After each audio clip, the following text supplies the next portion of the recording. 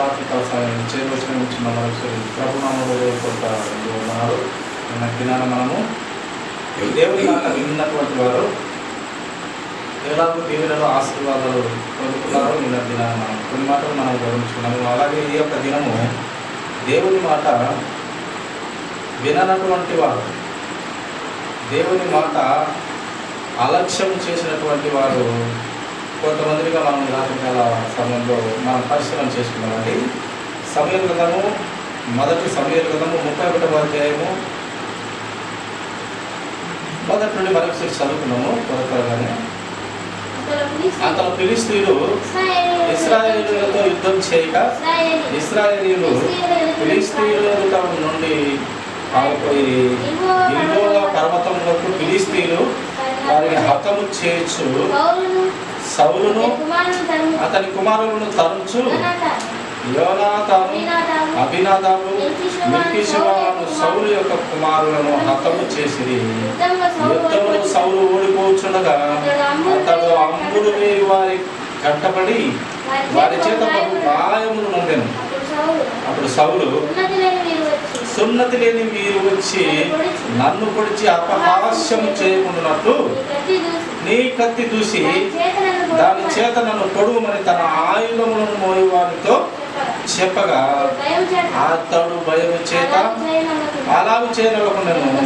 కనుక సౌలు తన కత్తి పట్టుకొని దాని మీద పడెను. సౌలు మరణమాయనని అతని ఆయుధములను మోయేవాడు తాను తన కత్తి మీద పడి అతనితో కూడా మరణమాయను.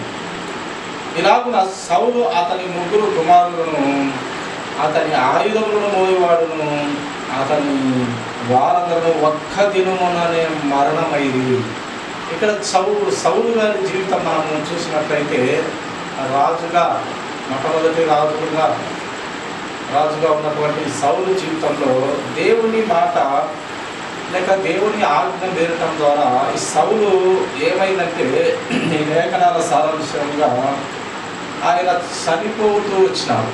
ఆయన కుటుంబము విచ్ఛిన్నం అవుతూ వచ్చింది. ఆయన ముగ్గురు కుమారులు కూడా చనిపోతూ వచ్చినారు. అంటే దేవుని మాట వినకున్నట్లయితే మనకు శాపము, అలాగే ఆ శాపము ద్వారా మనకు మరణము కలుగుతుందని సౌలు ద్వారా మనము గమనిస్తూ ఉన్నాం ప్రియమైన దేవుని వారల.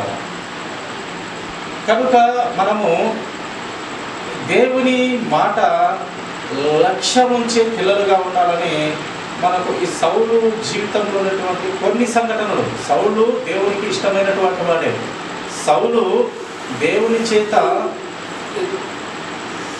ఆశీర్వదింపబడినటువంటి వాడే. దేవుని చేత ఆయనను ప్రవక్త ద్వారా అభిషేకించబడినటువంటి వ్యక్తి. అయినప్పటికీ కొన్ని విషయాల్లో దేవుని మాట వినకపోవటం వల్ల ఆయన మరణమునకు అయినట్టుగా మనము చూస్తాం ప్రియమైన దేవుని జనాంగం. ఈ యొక్క లేఖన భాగాల్లో ఆయన అవిధేయత వల్ల, దేవుని మాట వినకపోవటం వల్ల మరణమాయను అని మనం చూస్తాం. ఇతను అభిషేకం పొందినటువంటి వాడే, సున్నతి కలిగినటువంటి వాడే దేవుని వాక్యం ద్వారా. కానీ ఆ యొక్క ఫిలిష్తీయుల చేత, సున్నతి లేని ఆ దరిద్రుల చేత నేను చావకూడదని తన కత్తి మోయువానితో పొడుగు అని చెప్పినప్పుడు అతను భయపడ్డాడు. ఎవరైనా రాజును కత్తితో పొడిచి చంపు నన్ను అంటే చంపుతారా?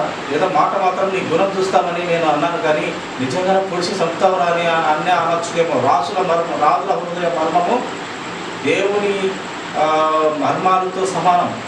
రాజులు ప్రతి ఒక్కటి ప్రజలకు చెప్పరు, మర్మంలో కలిగి ఉంటారు. కనుక అతడు భయపడ్డాడు. ఏంది పొడవమంటున్నాడు? అయితే నిజానికి పొడవమని చెప్పినాడు. అయినప్పటికీ ఆ యొక్క అక్కడ యుద్ధాలు చేసే సామాగ్రి మోయేవాడు పొడవమన్నప్పుడు భయపడి అలా పొందినప్పుడు ఇంకా ఇతను వల్ల కాదనేసి తన కత్తి తీసి తానే ఆ కత్తి మీద పడినట్టుగా మనం చూస్తాం. ఎందుకంటే దేవుని నమ్మినటువంటి పిల్లలు, దేవుని కోసం బ్రతికినటువంటి పిల్లలు ఏమవుతారంటే తన ప్రాణాన్ని తనను తీసుకోరు. అలా చేయటం కూడా సాతాను ఆ యొక్క ప్రేరేపణకు గురి చేస్తుంది అనేది నమ్ముచు తమ ప్రాణాన్ని దేవుడిచ్చిన ప్రాణాన్ని దేవుడే తీసుకోవాలి తప్ప మనము తీసుకునే అర్హత మనకు లేదు. కనుక ఇక్కడ ఆ సున్నతి లేని ఫిలిష్తీయుల చేతిలో నేను ఎందుకు చావాలి, ఆ వేస్ట్ మనుషుల చేత నేను ఎందుకు చావాలని తాను కత్తి మీద పడినాడు. అప్పటికి చనిపోలేదు. కత్తి మీద పడినప్పటికీ చనిపోలేదనే వ్రాయబడుతూ వచ్చింది. ఎన్నో వచనంలో వ్రాయబడుతుంది, చూడండి, చూస్తాము.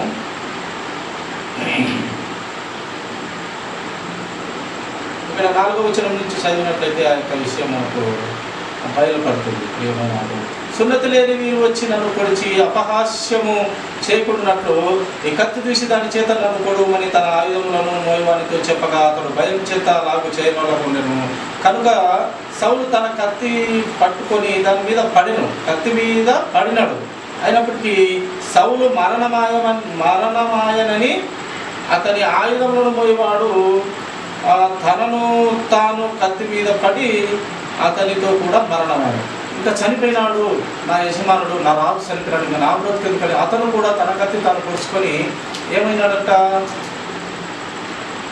ఆ యొక్క రాజు మీద అతను చనిపోయినాడు, ఇంకా నేను చనిపోతానని పొడుచుకొని అతని మీద పడటం చేత ఇద్దరు చనిపోయినట్టుగా మనం చూస్తాం.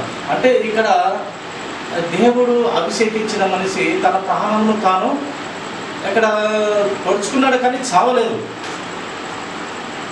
పొడుచుకున్నాడే కానీ చావలేదు. ఇతను కూడా చనిపోయాడు అనుకొని ఆయుధంలో మోసేవాడు ఇతను పొడుచుకొని అతని మీద పడటంతో ఇద్దరు కూడాను చనిపోవటం మనం చూస్తాం. అంటే సౌలును దేవుడు మాట విననందున మరణం అనే శిక్ష వేసినాడు. అయినప్పటికీ ఆయన అభిషేకించబడినటువంటి వ్యక్తి కనుక, రాజు కనుక దేవుడు రక్షించుకున్నాడని మనము తెలుసుకోవచ్చు. ప్రియమైన దేవుని వారు, ఏదేమైనప్పటికీ ఆయన మాట వినకపోవటం వల్ల కుటుంబంలోని ఒక్క దినమే ఇంతమంది చనిపోవటం అనేది ఆయన మాట విననందుకు ఆ యొక్క ఉగ్రత, దేవుని ఉగ్రత లేక దేవుని శిక్ష కుటుంబం మీదకి వచ్చిందని మనం భావించవచ్చును. చూడండి, మరొక మాట మనం గ్రంథంలో నుండి దేవుని మాట విననటువంటి వ్యక్తిని మనం చూస్తాము. యోనా గ్రంథము 1వ అధ్యాయము, యోనా గ్రంథము 1వ అధ్యాయము 3వ వచనం చదువుకున్నామండి. అయితే యెహోవా సన్నిధిలో నుండి తర్షీసు పట్టణముకు పారిపోవాలని యోనా యొప్పకు పోయి తర్షీసునకు పోవు ఒక ఓడను చూచి ప్రయాణమునకు కేవు ఇచ్చి యెహోవా సన్నిధిలో నిలవలేక ఓడవారితో కూడి తర్షీసునకు పోవుటకు ఓడ ఎక్కాను. ఇక్కడ దేవుని మాట వినకుండా ఏం చేసినాడంటే, ఆయన ఒక ప్రాంతానికి వెళ్ళవలసిన వాడుగా ఉన్నప్పటికీ ఈ యొక్క ప్రవక్త మరొక ప్రాంతానికి వెళ్ళడం మనం చూస్తాం. ఇక్కడ కూడా ఆ యొక్క దేవుని మనసు ఎరిగినటువంటి భక్తుడు యోనా అంటే చూడండి, ఒక మాట వినకపోవటప్పటికీ దానికి ఒక కారణం చేత ఆయన వినలేదు. యోనా ఒక కారణం చేత వినలేదు, కానీ యోనా మహాభక్తుడు, దేవునికి మహాభక్తుడు, దేవుని చేత దీవించబడినటువంటి వాడు, దేవుని హృదయము ఎరిగినటువంటి వాడు యోనా. అయితే ఒక మాట చేత ఆయన ఒక ఆలోచన చేత దేవుణ్ణి చెప్పిన మాట వినకుండా పోవటం ద్వారా దేవుడు ఏం చేసినాడంటే ఒక మత్స్యమును పంపించి, ఒక పెద్ద చేపను పంపించి వెంబడించి ఆయనను మింగినట్టుగా మనం చూస్తాం. అది కూడా లేఖన నెరవేర్పు. యేసుక్రీస్తు ప్రభువారు ఈ యొక్క భూమి గర్భంలో 3 దినాలు ఉన్నట్లుగా యోనా చేప కడుపులో 3 దినాలు ఉండెను అని లేఖనము నెరవేర్పు కోసం కూడా దేవుని మాట లెక్క చేయకుండా ఒకసాటికి వెళ్ళు అని చెప్పినా కూడా ఇంకొక దగ్గరికి వెళ్ళినప్పుడు కూడా దేవుడు ఒక ప్రవచనం ఎనమై భక్తునిలో కూడా ఒక ప్రవచనాన్ని నెరవేరుస్తూ వచ్చినాడు యోనా జీవితంలో. ఎందుకు ఆ పట్టణానికి వెళ్ళలేదంటే, ఆ యొక్క నినివే పట్టణము దేవుడు ఆజ్ఞ ఇచ్చినాడు, దాన్ని నేను నాశనం చేయబోతున్నాను. యోనా నువ్వు వెళ్ళు, ఆ పట్టణానికి వెళ్ళి ఇలాగ చెప్పు, కొన్ని దినాల్లో ఈ యొక్క పట్టణాన్ని నాశనం చేయబోతున్నాను, మీరు ఆ మార్పు చెందితే, మారు మనసు కలిగితే పట్టణాన్ని వదిలేస్తాను, లేకుంటున్నట్లయితే ఆయన ఉగ్రత ద్వారా నాశనం చేస్తాను ఆ పట్టణాన్ని అని చెప్పినప్పుడు యోనా ఏమనుకున్నాడంటే, యోనా ఆలోచన చూడండి, అక్కడే దేవుని మహాభక్తుడని మనం గుర్తించగలం. యోనా ఏమన్నాడంటే, అది 4వ వచనంలో యోనా మాట్లాడతాడు. ఇక్కడ అంతా మనకు యోనా మహాభక్తిత్వము తెలియదు, కానీ 4వ వచనంలో తెలుస్తుంది. ఎందుకు పోడంటే, అప్పుడు అంటాడు 4వ అధ్యాయంలో, ప్రభువా నీవు ఆ పట్టణాన్ని నాశనం చేస్తాను అన్నావు కదా. వారు 4వ అధ్యాయంలో ఆ పట్టణంలో ఉన్నటువంటి వారు ఏం చేసినారంటే, అందరూ కూడా, రాజు సైతం, అందరూ ప్రజలు, ఆఖరికి పశువులు కూడా ఉపవాసం ఉండి ప్రార్థిస్తారు. మళ్ళీ యోనానే పోతాడు, చేప మింగుతుంది, 3 దినాలు ఆ యొక్క మత్స్యంలో కడుపులో ఉంటాడు. మళ్ళీ ఆ మత్స్యం కడుపులో నుండి, ఆ భూగర్భంలో నుండి, మత్స్యం కడుపులో నుండి దేవునికి ప్రార్థించినప్పుడు దేవుడు మళ్ళీ కృపచేత యోనాను బయటికి కక్కివే అని చెప్పినప్పుడు కక్కివేస్తుంది చేప. మళ్ళీ నువ్వే వెళ్ళి నినివే పట్టణంకు పోయి చెప్పు, నా గురించి ప్రకటన చేయని చెప్పినప్పుడు పోయి మళ్ళీ యోనా ఆ యొక్క నినివే పట్టణంకు వెళ్ళి ప్రకటిస్తాడు. ఇది విషయము. మీరు మారకపోతే, మీ బ్రతుకులు మార్చుకొనకపోతే, పాపము నుండి తొలగకుండా మీరు అలాగే ఉన్నట్లయితే దేవుని ఉగ్రత, శాపం మీ మీదకి వచ్చి మిమ్మల్ని నాశనం చేయ ఉద్దేశిస్తున్నాడు. తస్మాత్ జాగ్రత్త మీరు అని అక్కడ ప్రచారం చేసినాడు, అక్కడ సువార్త వినిపించిన తక్షణమే ఆ యొక్క నినివే పట్టణంలో ఏం జరిగిందంటే, భయాందోళనలకు గురయ్యారు. వాళ్ళు విచ్చలవిడితనంలో నుండి భయాందోళనలకు గురయ్యి వారిలో మార్పు కలిగింది, వారిలో మారు మనసు కలిగి దేవునిని మొరపెట్టడం, ఉపవాసం ఉండి పశువులతో సహా, దేశ రాజుతో సహా ప్రజలందరూ కూడా మోకాలుని బూడిద చల్లుకొని, గోనిపట్టలు కట్టుకొని స్తుతించడం, దేవుణ్ణి మహిమపరచడం, పశ్చాత్తాపడడం చూసినాడు దేవుడు. ఈ సువార్త ద్వారా దేవుడు ప్రజలను పశ్చాత్తాప చూసి ఏం చేసినాడంటే, దేవుడు ఆ పట్టణం మీద ఉన్నటువంటి శాపాన్ని, ఆ పట్టణం మీద ఆయన ఉగ్రతను ఆపేసినప్పుడు అన్నాడు యోనా, ఏమన్నాడంటే, ఎందుకు కదా ప్రభువా, ఇందుకోసం కదా నీవు చెప్పిన ఆ నినివే పట్టణానికి వెళ్ళకుండా నేను తర్షీసుకు వెళ్ళింది ఇందుకోసమే కదా. నీవు కృప కలిగిన దేవుడవని నేను ఎరుగుదును తండ్రి అంటాడు. అక్కడ ఏమంటాడు, నీవు కృప కలిగిన దేవుడు, ఎంత కృప చూపిస్తావో నాకు తెలుసు ప్రభు. అది అందుకే నువ్వు కృప చూపిస్తావని తెలుసు, ఆ ప్రజలను రక్షిస్తావని నాకు తెలుసు. అందుకే ఎలాగో రక్షించే ప్రజలకు నేను ఎందుకులే చెప్పడము సువార్త అని ఇటు వెళ్ళాను, కానీ నీ గుణగణాలు నాకు తెలుసు అని ఆ మహాభక్తుని వేదన మనము గ్రంథంలో చూడగలం. ఇది యోనా గారి భక్తి విశ్వాసంలో ఆయన కెపాసిటీ. తండ్రి ఆలోచనలు ఎరిగినటువంటి వాడు యోనా భక్తుడు. అయితే చెప్పిన మాట ఇటు వెళ్ళు అన్నప్పుడు అటు వెళ్ళక ఇటు వెళ్ళాడు. ఎందుకు అటు వెళ్ళక ఇటు వెళ్ళాడంటే, వారిని నీ కృపగల హస్తాలతో కాపాడుతావని నాకు తెలుసు.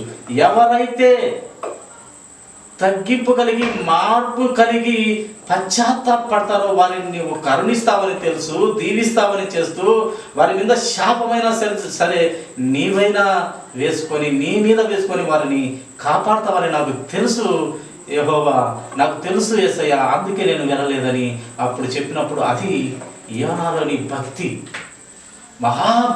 మహాభక్తిపరుడు యోనా. కానీ ఇక్కడ మనము లేఖన భాగంలో వచ్చేసరికి మనం ఏంటంటే, ఆయన దేవుని మాట వినక సముద్రంలో పడివేయబడ్డాడు, చేప మింగిందని అనుకుంటాం. కానీ యోనా చాలా భక్తి శ్రద్ధ కలిగినటువంటి యోనా భక్తిపరుడు. అయినప్పటికీ ఒక్క మాట చేత నమ్మకపోవడం వల్ల, ఆ చిన్న విధేయత వల్ల దేవుడు వినకపోయినప్పటికీ ఒక లేఖన సారాంశము, ఒక లేఖనాన్ని నెరవేర్పుగా చేప కడుపులో 3 దినాలు, యేసుక్రీస్తు ప్రభువారు భూగర్భంలో 3 దినాలనే లేఖనం నెరవేరాలి కనుక వినకున్నప్పటికీ ఆయన ద్వారా లేఖన నెరవేర్చిన దేవుడు మహా గొప్ప మేధావి. ఆయన జ్ఞానములకు మితి లేదు. యేసుక్రీస్తు ప్రభు వారి జ్ఞానంకు మితి లేదు కనుక వినని వారిలో కూడా దేవుని గొప్ప ఆలోచన నెరవేర్చినాడు మన దేవుడు, ప్రియమైన దేవుని వలన. కనుక ఒక సమయంలో ఒక్క మాట చేత ఆయన వెనకపోయినప్పటికీ మహాదేవుని భక్తుడు అని మనము గుర్తించగలుగుతూ ఉన్నాం లేఖనాన్ని బట్టి, ప్రియమైన దేవుని పిల్లల. ఇలాగూ యోనా ఒక మాట చేత వినకున్నప్పటికీ యోనా జీవితంలో అద్భుతాలు చేస్తూ వచ్చినాడు. ఆ నినివే పట్టణాన్ని కాపాడాడు. చాలా అద్భుతమైనటువంటి ఆ యొక్క భక్తి కనపరిచినాడు యోనా. కనుక మొత్తానికి దేవుని మాట మనము వినాలి. ఈ వెనక పోవటంలో మహాభక్తి దాగి ఉంది యోనాలో. నీవు వారిని కరుణిస్తావని నాకు తెలుసు ప్రభువా. వారు పశ్చాత్తాపడితే నువ్వు కృపగల దేవుడవని, నీవు కరుణగల దేవుడవని, నీవు దయగల దేవుడని నేను గుర్తించుదును, నేను ఎరుగుదును, నాకు తెలుసు నీ గుణగణాలు అని బయలుపరిచిన మహా గొప్ప భక్తిపరుడు యోనా, ప్రియమైన దేవుని పిల్లలారా. చూడండి, మరొక లేఖనం మనం చూస్తాము. న్యాయాధిపతులు 14వ అధ్యాయము 16వ వచనం మనం చదువుదాం. న్యాయాధిపతులు మరొక దేవుని మాట విననటువంటి వారు, వినకున్నప్పటికీ దేవుని చేత దీవించబడినటువంటి వారు. కొందరు మాత్రము దేవుని శాపము పూర్తిగా పొందుకున్నట్టుగా మనం గ్రంథంలో వాక్య భావము, వాక్య సారాంశము, వాక్య గుణగణాలు మనకు తెలుపుతాడు. ప్రియమైన పరిశుద్ధాత్మ దేవుడు మనకు బయలుపరుస్తాడు. న్యాయాధిపతులు చూడండి, ఒక మాట మనం చూస్తాము. ఇక్కడ సంసోను జీవితం గురించి కొన్ని మాటలు చూస్తాం. ప్రియమైన దేవుని పిల్లలారా, 14వ అధ్యాయము, న్యాయాధిపతులు 14వ అధ్యాయము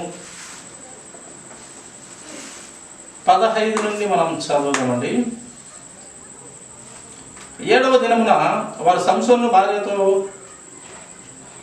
ఇట్లా నీ పెనిమిటి ఆ విప్పుడు కథ భావమును మాకు తెలుపునట్లు అతని లాలన చేయము, లేని ఎడల మేము అగ్ని వేసి నిన్ను నీ తల్లి ఇంటి వారిని కాల్చివేసేదము, మా ఆస్తిని స్వాధీనపరచుకున్నటకే మిమ్మల్ని పిలిచితిరా అనేది. కాబట్టి సంసోను భార్య అతని పాదముల యొద్ద పడి ఏడ్చుచూ, నీవు నన్ను ద్వేషించితివి కానీ ప్రేమింపలేదు, నీవు నా జనులకు ఒక విప్పుడు కథను వేసితివి, దాని నాకు తెలుపనైతివి అనగా అతడు, నేను నా తల్లిదండ్రులకైనాను దానిని తెలుపలేదు, నీకు తెలుపుదునా? నా తల్లిదండ్రులకే నేను ఆ విప్పుడు కథ భావం నేను చెప్పలేదు, నీకు చెప్తానా? నువ్వు నిన్నగాక మొన్న వచ్చిన దానివి అంటూ సంసోను చెప్పడం మనం చూస్తూ ఉన్నాం. తెలుపుదునా అన్నప్పుడు ఆమె వారి ఆ విందు దినములు 7 అతని యొద్ద ఏడ్చుచూ వచ్చాను. 7 దినాలు ఏడుస్తూ వచ్చిందట. లేఖన భావం చెప్పు ఎందుకు చెప్పనంటే, వాళ్ళు నువ్వు చెప్పుకున్నట్టయితే నిన్ను నీ తల్లిని అందరినీ అగ్ని చేత కాల్చివేస్తామని వాళ్ళు చెప్పినప్పుడు భయపడి ఈ యొక్క భర్త దగ్గర ఎప్పుడు కథలోని భావం చెప్పమన్నప్పుడు చెప్పలేదు. కనుక ఏం జరిగిందంటే, ఇంకా చివరికి ఇప్పుడు కథ భావము ఈమె బాధ భరించలేక ఈమె టార్చర్ పెడుతూ వచ్చింది అనమాట. 7వ దినమున చూడండి, అతను మాట్లాడుతున్నాడు. 7వ దినమున ఆమె అతని తొందర పెట్టినందున ఏం పెట్టింది? సంసోన్ని అతని భార్య తొందర పెట్టినందున అతడు ఆమెకు దాన్ని తెలియజేసినాడు. ఆమె తన జనులకు ఆ ఇప్పుడు కథను తెలుపును. 7వ దినమున సూర్యుడు అస్తమించమునకు ఆ ఊరి వారు తేనె కంటే తీపి అయినది, సింహం అంటే బలమైనది అని అతనితో అనగా, అతడు నా దూడతో దున్నకపోయిన ఎడల నా విప్పుడు కథను ఉప్పకయుందునని వారితో చెప్పి, నా దూడ, నా భార్య అనే దూడతో చెప్పకున్నట్లయితే ఈ ఇప్పుడు కథ వాళ్ళు చెప్పేవారు కాదని భార్య మీద కోపంతో ఆయన ఇంటికి వచ్చి తర్వాత ఇలాగూ పిలుస్తూ వీళ్ళను దేవుని సంకల్పంలో పిలుస్తూ అంతం చేయనికి పుట్టినటువంటి సంసోను జీవితంలో దేవుని మాట వినకుండా ఆ అన్య జనములో నుంచి,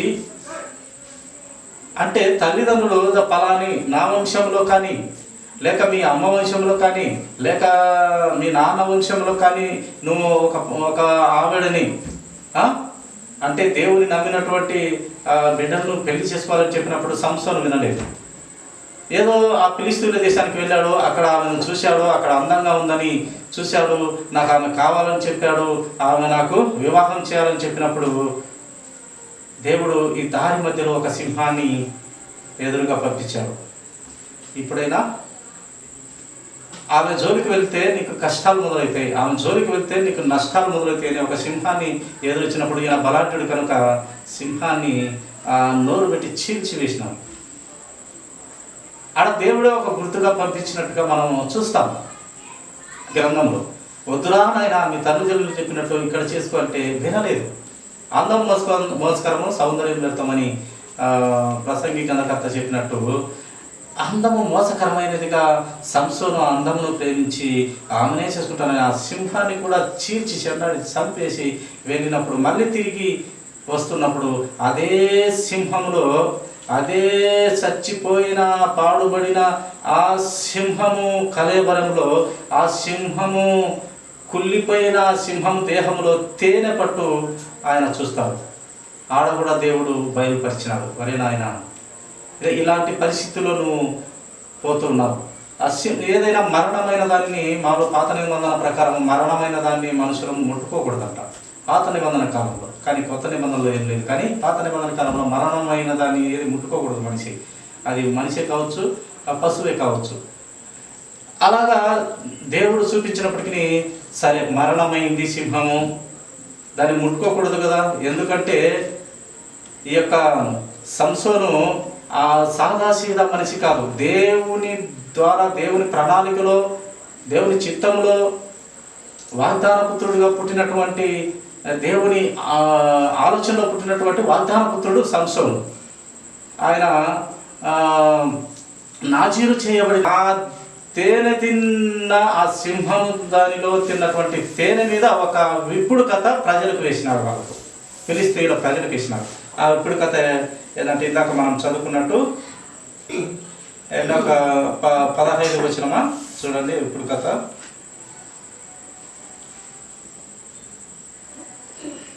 ఇప్పుడు కథ ఎన్నో వచనంలో ఉందమ్మా?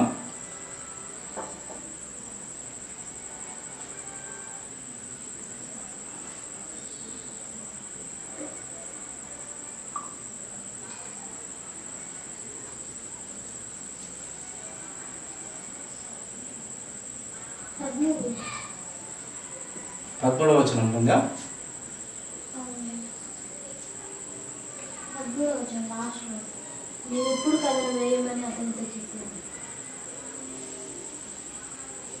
అదే 14వ వచనం ఉంది. కాగా అతడు ఈ యొక్క సంఘటనలు జరిగిన తర్వాత 14వ వచనంలో చూడండి, ఆ యొక్క ఇప్పుడు కథ వేస్తూ వచ్చినాడు. కాగా అతడు బలమైన దానిలో నుండి తీపి వచ్చిన, బలమైనది సింహం. చూడండి, సింహాన్ని ముట్టుకోనకూడదు ఆయన, అది తిని అది ముట్టుకోనకూడదు, మళ్ళీ దానిలో ఉండే తేనె తింటూ వచ్చినాడు, మధురమైన తేనె. కానీ ఇదంతా కూడా దేవుడు సంసోనుకు బయలుపరుస్తున్నా లేదా ప్రత్యక్షత పరుస్తున్నటువంటి విషయం. నాయన ఆ పట్టణంలోని ఆ యొక్క ఆవిడ వద్దు, నీకు ఆమె ఫిలిష్తీయురాలు, అన్యజనురాలను నీవు పెళ్లి చేసుకోనకూడదు. నీవు ఎవరిని చేసుకోవాలంటే నీవు నీ యొక్క తల్లిదండ్రుల వంశంలో అయినటువంటి ఏ యొక్క అన్యజనురాలు కాకుండా దేవునిలో ఉన్నటువంటి బిడ్డను మాత్రమే నువ్వు పెళ్లి చేసుకున్నట్లయితే నీ జీవితం బాగుంటుందని అక్కడ బయలుపరుస్తూ వచ్చినాడు, ప్రత్యక్షత చూపిస్తూ వచ్చినాడు దేవుడు. చూడండి, ఆ యొక్క కాగా అతడు బలమైన దానిలో నుండి తీపి వచ్చెను, తిను దానిలో నుండి తిండి వచ్చెను. ఆయనను 3 దినంలోగా వారు ఇప్పుడు కథ చెప్పలేకపోయి. ఇది ఆయన దావమని చేసినటువంటి ఘనకార్యము. మళ్ళీ దానే ఇప్పుడు కథ వేసినాడు. వాళ్ళ బలమైన దాంట్లో ఏమి తీపి వస్తుంది, వాళ్ళకి అనుభవం లేదు. ఈయన అనుభవంలో చేసినటువంటి కథ దాంట్లో బలమైంది సింహము, తేనె పట్టు తీపి అని ఈయన జరిగిన సంఘటనే చెప్పినారు. వాళ్ళు ఎవరు చెప్పలేకపోయి. చివరికి భార్య ద్వారా 7 రోజులు ఏడ్చితే ఇంకా బాధ భరించలేక చెప్తే అప్పుడు వారు వచ్చి కథ విప్పినప్పుడు అప్పుడు వారికి ఒక పందెం వేసుకున్నట్టుగా కొన్ని బహుమతులు వారికి ఇవ్వాల్సిన పరిస్థితిలో వారికి ఇచ్చేస్తాడు సంసోను. ఒక ఒప్పందం చేసుకుంటారు, ఒక పందెం వేసుకున్నారు. ఆ పందెం ప్రకారము వారికి మళ్ళీ ఇవ్వటము చూస్తాము. అంటే ఇక్కడ సంసోను ఏమి ఎందువల్ల చనిపోయాడంటే దేవుడు వద్దన్న దానిని ఇష్టపడుతూ వచ్చినాడు. కానీ సంసోనులో తప్పు ఉంది. కానీ దేవుని ప్రణాళికలో దేవునికి సంసోను కావాలి. దేవుడు సంసోను దేవుని ప్రణాళికలో ఉన్నటువంటి వాడు, దేవుని మాట చెప్పిన మాట విననటువంటి వాడు అయినప్పటికీ ఫిలిస్తీన్ల దండుని లేక ఫిలిస్తీన్ల రాజ్యాన్ని అంతం చేయాలంటే ఈ దేవుడు ఎవరిని వాడుకున్నాడంటే సంసోన్ని వాడుకున్నాడు. ఒక అందం అనే దానిలో మోసపోకుండా ఉండునట్లు ఆయన ఈ సింహమును దానిలో చూపించాడు, దానిని లెక్క చేయలేదు, చీల్చి సెండాడేశాడు, పెళ్లి చేసుకుని వచ్చాడు, మళ్ళీ దాంట్లో నుండే తేనె తినుకుంటూ ఇంటికి వచ్చాడు. ఇలాగ దేవుని మాట లెక్క చేయకుండా కొన్ని ప్రత్యక్షతలు చూపించిన లెక్క చేయకుండా వెళ్ళడం ద్వారా ఆయన మరణము కొని తెచ్చుకున్నాడు. ఆయన మరణంతో దేవుడు ఒక ప్రణాళిక నెరవేర్చుకున్నాడు.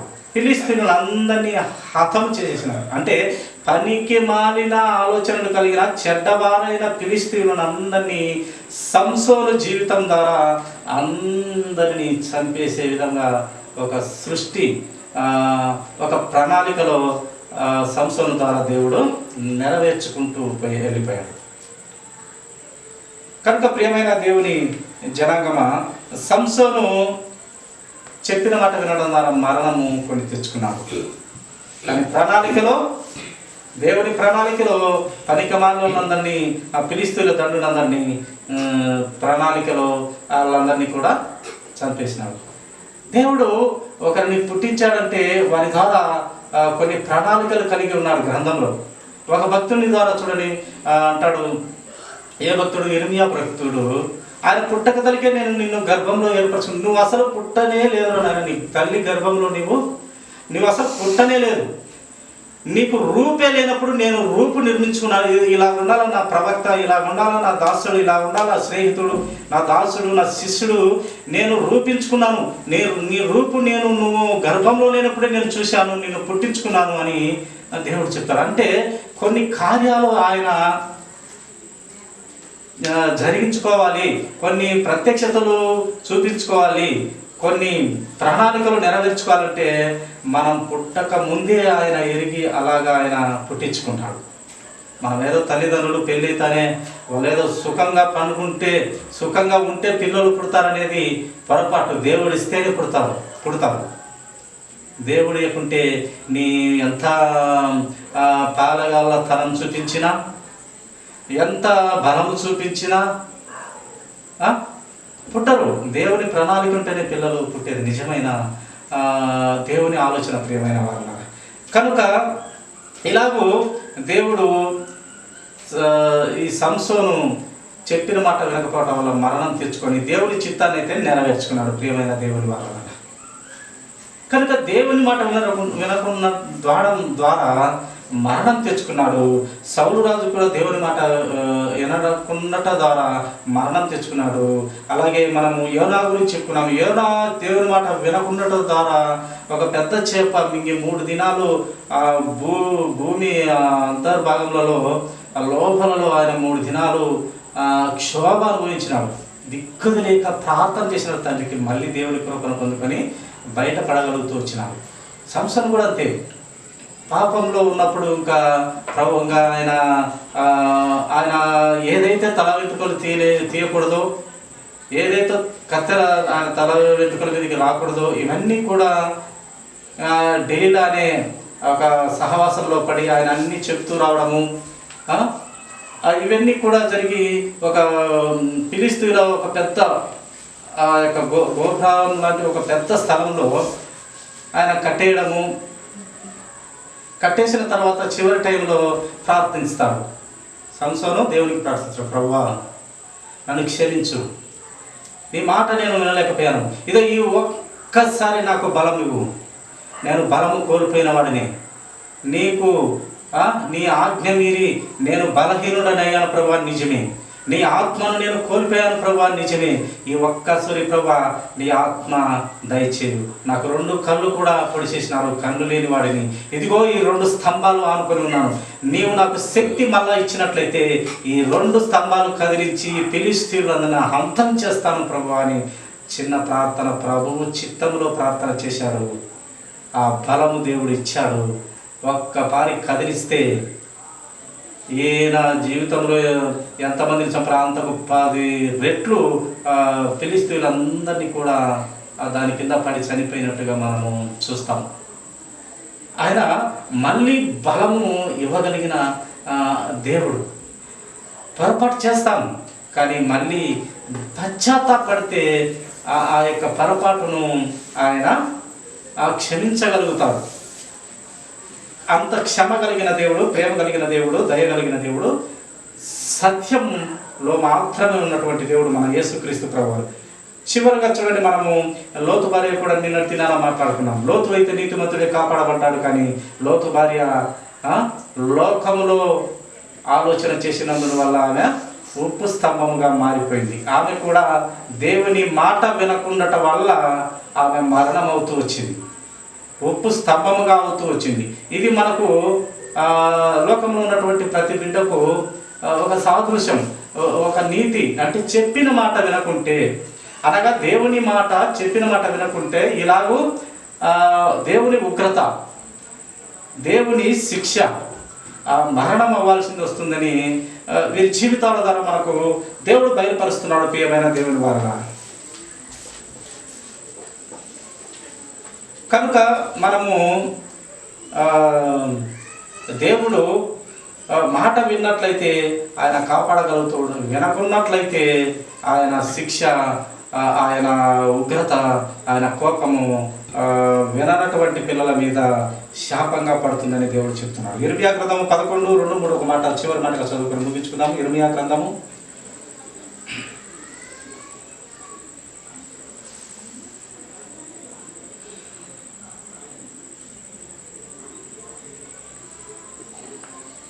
11వ అధ్యాయము 2-3 వచనాలు చదువుకుందామండి. మీరు ఈ నిబంధన వాక్యములను వినుడి, యూదా మనుషులతోనూ యెరూషలేము నివాసులతోనూ నీవిలాగున మాట్లాడి తెలియజేయవలెను. ఇశ్రాయేలు దేవుడైన యెహోవా సెలవిచ్చినదేమనగా, ఈ నిబంధన వాక్యమును విననొల్లని వాడు శాపగ్రస్తుడగును. దేవుని మాట విననొల్లని వాడు శాపగ్రస్తుడవుతాడు. దేవుడు తెలియపరుస్తూ ఉన్నాడు. ఆయన మాట వినకుంటే ఇశ్రాయేలు దేవుడైన యెహోవా మాట, లేక మన ప్రభువైన క్రీస్తు మాట, పరిశుద్ధాత్మ దేవుని ఆలోచన విధానంలో మనము వినకుండా ఉన్నట్లయితే, విననొల్లని వాడమైతే మనకేమొస్తుందంట, శాపగ్రస్తుడమవుతాం మనం. ఈ శాపగ్రస్తులలో చూడండి, సౌలు రాజు శాపగ్రస్తుడిగా మరణమయ్యాడు. యోనా సముద్రంలో పెద్ద చేప మింగుతూ వచ్చింది. సంసోను వద్దన్న స్త్రీని చేసుకొని చనిపోతూ శాపాన్ని పొందుకుంటూ వచ్చాడు.